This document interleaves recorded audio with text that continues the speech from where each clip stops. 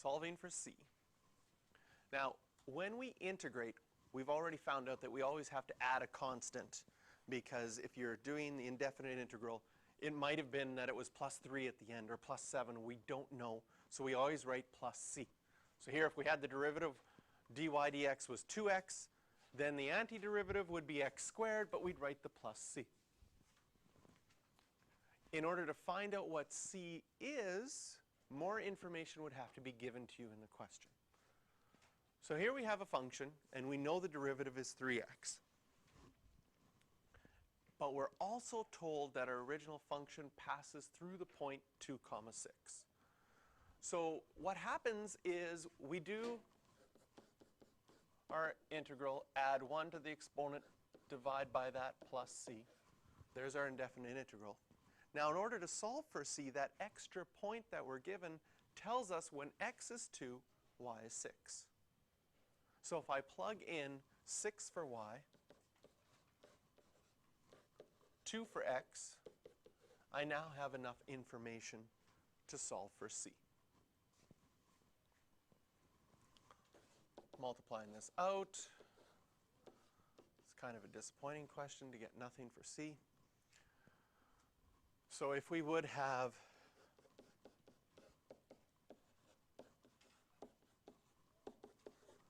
not written anything for c to begin with, we would have been right. I don't know if this is sending a bad message. But in this case, when we solve for c, c was equal to 0.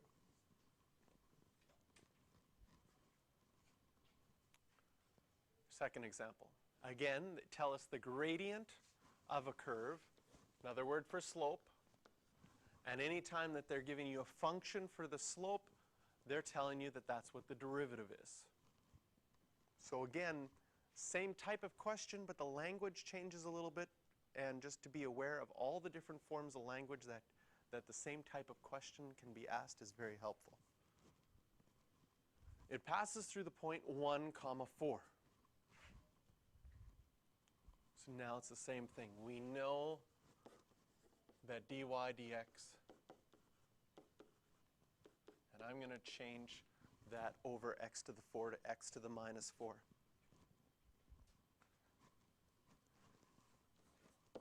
When we add 1 to the exponent,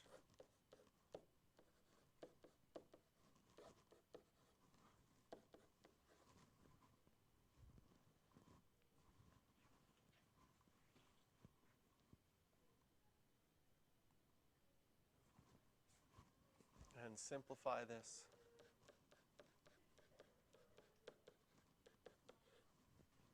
we get this equation. It was sure nice of them to tell us the point 1, 4, because that means we get to plug in 1 for x, 4 for y.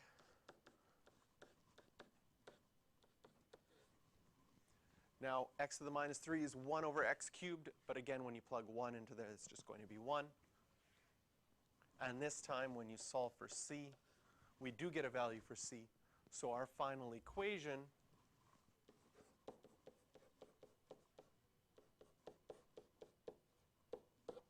looks like this.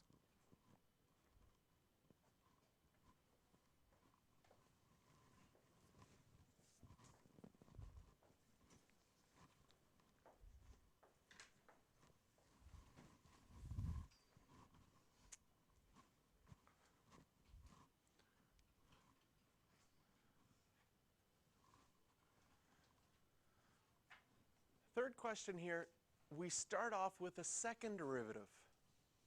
If you started off with a second derivative, you could integrate, which would get you back to your first derivative.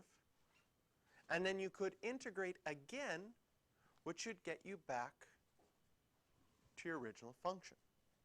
But each time you integrate back, you're going to have a plus c. And then integrating back again, you're going to have what would be another plus c, but you can't use the same variable twice. So we'll use d just because it comes after c.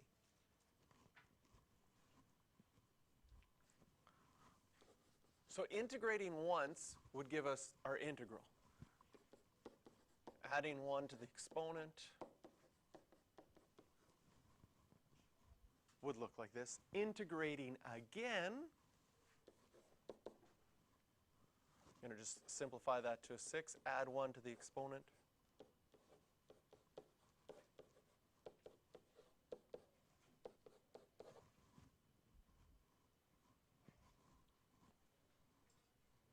So that's what the original equation of the curve will be, but we need to find now the value of c and the value of d.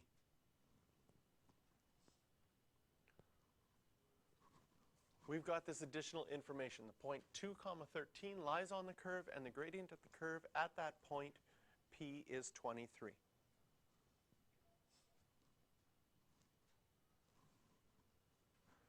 So the thing we have to think about is take a piece of information like 2, 13. That means when x is 2, y is 13. Which equation is that for? Is that for our second derivative? Is that for our first derivative? Is that for our original function?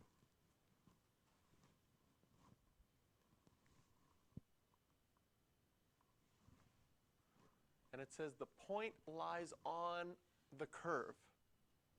So that means that that's on the original function that we want to find. That 2, 13, that we could plug into that equation. But if you plug that in, and we're going to do it later, but not quite yet, if we plug that in, can you see that there would still be two things you don't know? You don't know c, and you don't know d. So you won't be able to solve for either one of them, because you'd have one equation with two things that you don't know. It also tells us that the gradient of the curve at point P is 23. What does that mean? Well, we got our slope. So our slope is our derivative function. So that has something to do with this equation.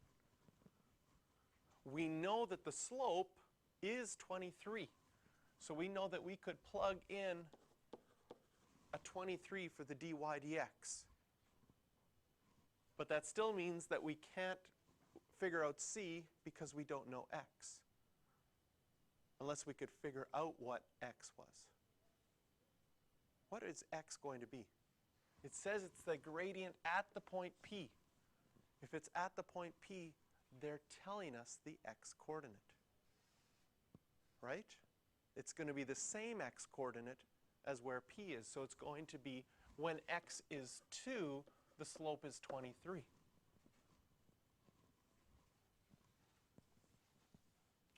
So now that we've deciphered what information goes with what, we can say, hey, I can plug in 23 for dy dx, 2 for x, and I can solve for c.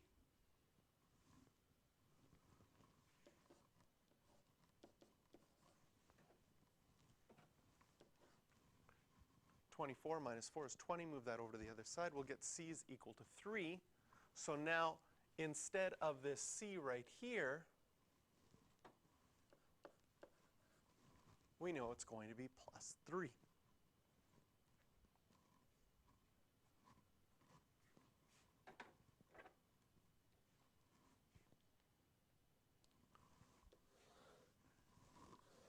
Now we can take our original equation, plug in 2 for x,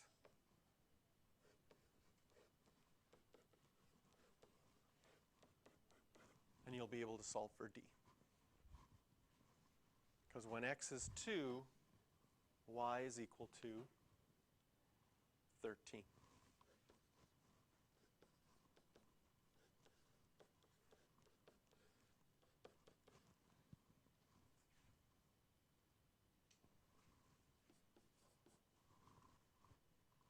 Is that right? Yes. So our final equation is going to look like 2x cubed minus x squared plus 3x minus 5.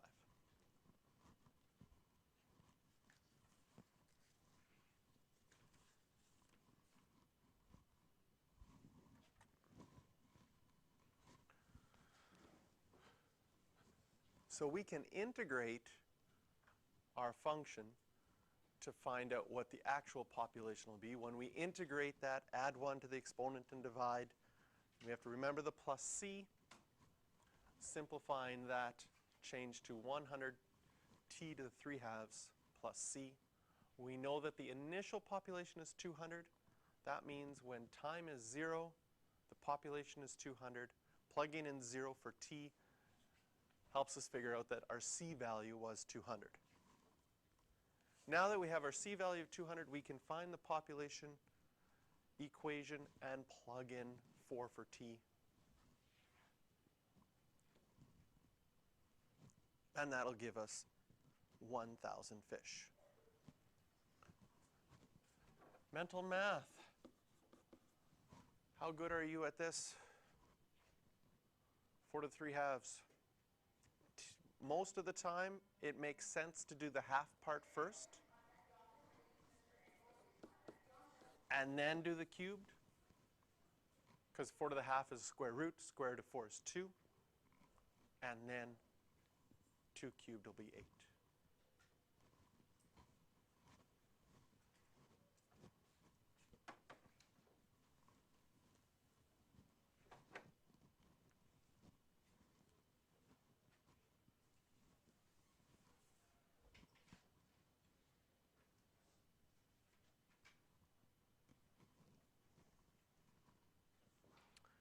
Application to kinematics.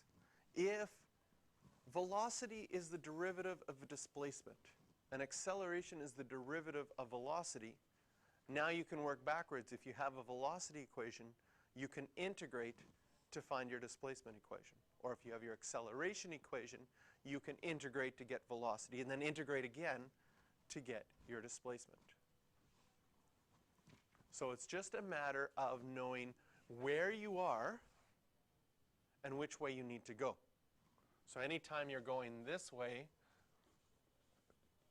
then you're going to derive. Anytime you're coming back, you're going to integrate. Most people remember the order, but if not, maybe this acronym SVA can help you.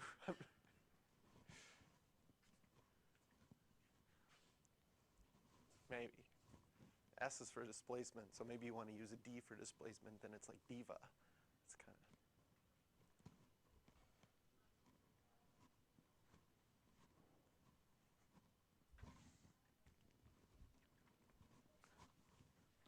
So if we derive to find the acceleration, you just get -8.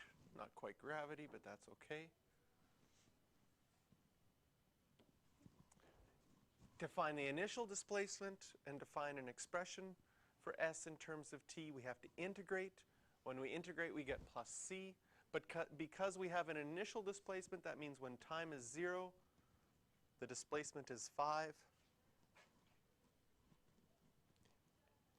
And just like we saw in our last function, it usually happens that whatever c is equal to your initial displacement or initial population, because that's a typical type of, function, any kind of polynomial function. That's what's going to happen. So once you have that, we can write out the equation.